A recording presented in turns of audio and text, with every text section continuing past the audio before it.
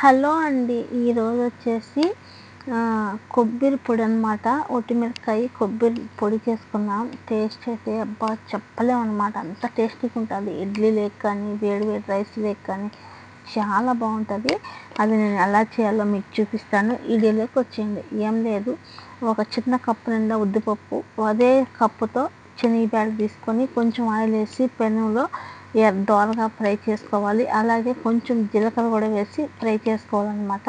చూసారు కదా, ఇలా గోల్డెన్ కలర్ వచ్చే వరకు వేయించుకొని ఆ తర్వాత మన కారానికి తగ్గ ఒట్టిమిరపకాయలు, ఒక పెద్ద కప్పు నిండా ఎండు కొబ్బరి, అలాగే ఒక గుప్పిడి కరివేపాకు ఎందుకు అంటున్నారా, మంచి స్మెల్ వస్తుంది అనమాట. చాలా బాగుంటుంది. ఇలా అన్నీ వేయించుకొని ఫ్రై చేసుకొని పక్కన పెట్టుకొని చల్లారిన తర్వాత ముందు ఒట్టిమిరపకాయలు సాల్ట్ వేసుకొని ఉచ్చపచ్చ కొట్టుకొని తర్వాత ఇవన్నీ వేసేసుకొని ఈ మాదిరి కొట్టుకోవాలన్నమాట. ఎందుకంటే ఎక్కువ మెత్తగా కొట్టకూడదు, ఉచ్చపచ్చ కొట్టుకోవాలి. ఆ తర్వాత ఒక 10 ఎల్లుల్లిపాయలు వేసుకొని లాస్ట్లో ఇలా తీసి ఒక గిన్నెలో వేసి ఇలా పక్కన పెట్టుకుంటే వేడి వేడి అన్నంలో వేసుకొని నెయ్యి వేసుకొని తింటుంటే చెప్పలేమన్నమాట. అంత టేస్ట్ ఉంది.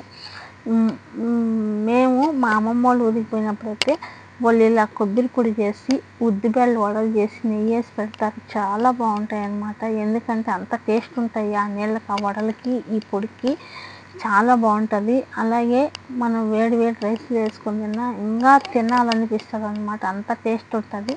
నేనైతే వేడి వేడిగా అన్నం చేసుకొని మంచిగా ఇలా ఒక 2 పొడి వేసుకొని నెయ్యి వేసుకొని తింటుంటే చెప్పలేము. అలాగే దీంట్లో ఒకే వీడియోలో 2 వీడియోలు చేసి పెట్టారనమాట. ఒకటి వచ్చేసి కొబ్బరి పొడి, ఇంకొకటి వచ్చేసి దొండకాయ కర్రీ చేశాను. వీడియో నచ్చం లైక్ చేయండి. అలాగే మన ఛానల్ సపోర్ట్ చేసేది మర్చిపోకండి, ఓకేనా. అలాగే దొండకాయ కర్రీ కూడా ఎలా చేశానో ఈ వీడియోలో చూపిస్తాను, వచ్చేయండి. మనకి దొండకాయలకు కావాల్సినవి ఏమనుకుంటున్నారా, శనగకాయ పప్పులు ఒక చిన్న కప్పు నిండా తీసుకొని అవి మంచి వేగిన తర్వాత ఒక 2 గుప్పిళ్ళు నువ్వులు కూడా వేసుకొని తెల్ల నువ్వులు ఫ్రై చేసుకొని పక్కన పెట్టుకోవాలి. దొండకాయలు చూసారా, ఈ దొండకాయలు వచ్చేసి ½ కేజీ అనమాట.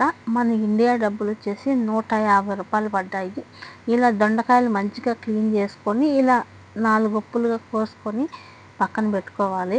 ఇప్పుడు ఒక బాణట్లు పెట్టుకొని కొంచెం ఆయిల్ వేసుకొని దొండకాయలు మంచిగా ఫ్రై అయ్యేంత వరకు కొంచెం సాల్ట్ వేసి మంచిగా ఫ్రై అయ్యేంత వరకు వేయించుకోవాలన్నమాట.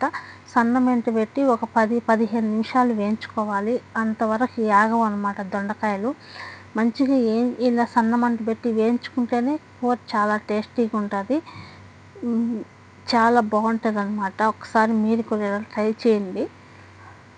దొండకాయ ఈ విధంగా చేసుకుంటే హోటల్లో కంటే ఇంకా చాలా బాగుంటుంది అన్నమాట. ఇలా ఫ్రై చేసి వేసుకుంటే మంచిగా ఉడుకుతుంది దొండకాయ, చాలా టేస్ట్ కూడా ఉంటుంది. ఇలా వేయించుకొని తీసి పక్కన పెట్టుకొని అలాగే ఇంకొక పెనం పెట్టుకొని సరిపోయినంత ఆయిల్ వేసుకొని ఆవాలు, జీలకర్ర, అలాగే ఎర్రగడ్డలు, కరివేపాకు వేసుకొని మంచిగా గోల్డెన్ కలర్ వచ్చేంత వరకు ఫ్రై చేసుకోవాలి. ఈ పప్పులు ఏమంటే చల్లారిన తర్వాత 4-5 వెల్లుల్లిపాయలు వేసి ఇలా ఉచ్చపచ్చ పొడి కొట్టి పక్కన పెట్టుకోవాలి.